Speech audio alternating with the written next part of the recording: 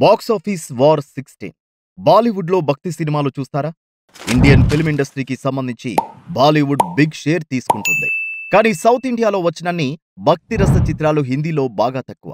1950 నుండి 1960 ప్రాంతాల్లో కొన్ని డివోషనల్ సినిమాలు వచ్చి విశేషమైన ఆదరణ పొందాయి.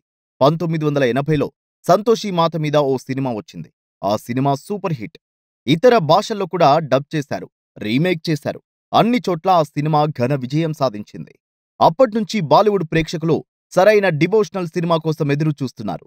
ఆ మధ్య వచ్చిన ఆదిపురుష్ పూర్తిగా నిరాశపరిచింది. కన్నప్ప సినిమా తమ ఎదురుచూపులకి తగిన సమాధానం ఇస్తుందని హిందీ మార్కెట్ ఆశపడుతుంది.